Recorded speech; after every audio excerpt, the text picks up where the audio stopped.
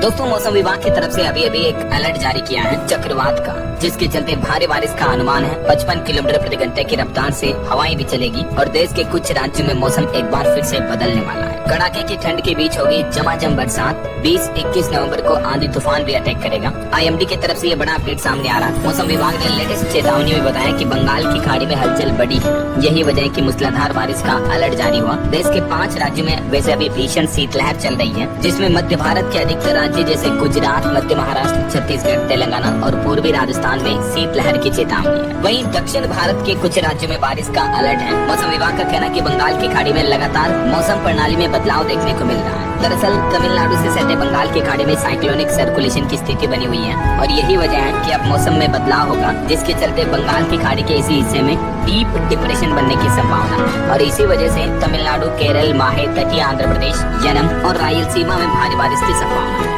हालांकि मध्य भारत के अधिकतर राज्यों में IMD ने घने कोहरे और शीतलहर की भी चेतावनी जारी की है और इस बीच कुछ और राज्यों में भी भारी बारिश का अलर्ट जारी किया है। अगले 2 से 3 दिन यानी 20 से 22 नवंबर के बीच भारी बारिश, तेज हवाएं और गरज चमक की संभावना जताई गई है। मौसम विभाग IMD की तरफ से दक्षिण भारत के अधिकतर राज्यों में और इधर उत्तर भारत में कोहरा और गिरते तापमान ने ठंड को और भी ज्यादा तीव्र बना दिया है। वैसे ये बारिश का सिलसिला 21, 22, 23, 24 नवंबर तक भी जारी रहेगा और तब तक एक तो केरल राज्य में मौसम का अलर्ट है कि इस दौरान बिजली भी गरज सकती है और बारिश भी हो सकती है। आंध्र प्रदेश में भी जमकर बादल बरसेंगे अगले 2-3 दिन। वैसे तो इस साल का मानसून लोगों के लिए काफी यादगार रहा। पूरे देश में खूब बारिश हुई और कई राज्यों में तो इतनी तेज बारिश हुई कि पुराने रिकॉर्ड भी टूट गए। नदियां, तालाब, बांध वगैरह पूरी तरह से भर गए और बारिश की वजह से लोगों को गर्मी से भी राहत मिली और मौसम काफी सुहावना रहा, राइट। और अभी सर्दियों का सीजन चल रहा है तो इसमें तो जो बारिश होती है वो मावठ की बारिश होती है, इसे मावठा कहा जाता है। तो मौसम विभाग ने अलग अलग राज्यों के मौसम पूर्वानुमान में बताया। जैसे देखिए आप, मध्य प्रदेश के 6 जिलों में शीतलहर का अलर्ट है। शाहजहांपुर सबसे ठंडा इलाका चल रहा है और हिमाचल के भी 29 शहरों में तापमान 10 डिग्री से नीचे पहुंच चुका है। राजस्थान के माउंट आबू में तो पारा 0 डिग्री पहुंचा।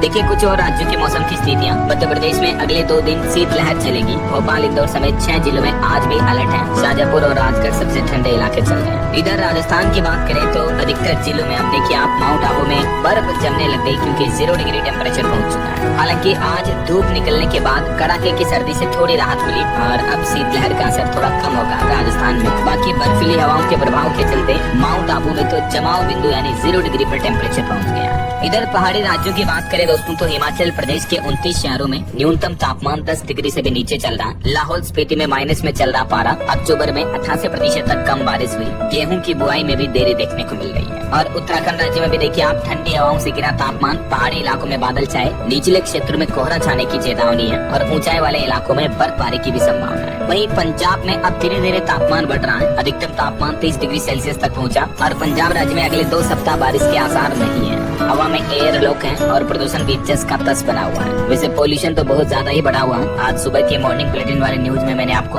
तो सुप्रीम कोर्ट की तरफ से भी कुछ बड़े आदेश जारी किए हैं पोल्यूशन के चलते, राइट। अब पोल्यूशन के मामले पर सुप्रीम कोर्ट में हर महीने सुनवाई होगी और नई ग्रेप गाइडलाइंस भी बनाई जाएगी। और स्काईमेट वेदर की रिपोर्ट में बताया गया है कि राजधानी दिल्ली में शुष्क मौसम जारी है। तापमान में किसी तरह की बड़ी गिरावट के आसार तो नहीं है, यानी और कड़ाके की ठंड तो फिलहाल दिल्ली में नहीं पड़ेगी। फिलहाल सर्दी की रफ्तार भी थमी हुई है। दिल्ली में शीतलहर भी नहीं चलेगी, लेकिन पारा सामान्य से नीचे बना हुआ रहेगा। बाकी अगले 24 घंटों के दौरान देश भर में मौसम की संभावित गतिविधियां क्या रह सकती हैं, तो देख सकते हैं हम अगले 24 घंटों में अंडमान निकोबार द्वीप समूह में भी हल्की से मध्यम बारिश हो सकती है। इसके अलावा केरल, तमिलनाडु और लक्षद्वीप में भी हल्की मध्यम बारिश की संभावना है। वहीं तटीय कर्नाटक में भी हल्की मध्यम बारिश हो सकती है और नागालैंड, मणिपुर और मिजोरम में भी छिटपुट हल्की बारिश की संभावना है। और वहीं देखिए पूर्वोत्तर भारत, पूर्वी उत्तर प्रदेश और बिहार के कुछ हिस्सों में कोहरा छा सकता है। तो ये तो कुछ अलग अलग राज्यों के मौसम के हालात रहे और जो मैंने आपको शुरुआत में बताया था दोस्तों की चक्रवात का भी अलर्ट जारी हुआ। 55 किलोमीटर प्रति घंटा की रफ्तार से हवाएं चल सकती हैं। तो ये चेतावनी कहाँ है, तो मौसम विभाग द्वारा जारी अलर्ट के मुताबिक 24 और 25 नवंबर को ये 40 से 50 किलोमीटर प्रति घंटा की रफ्तार से हवाएं चलने की संभावना है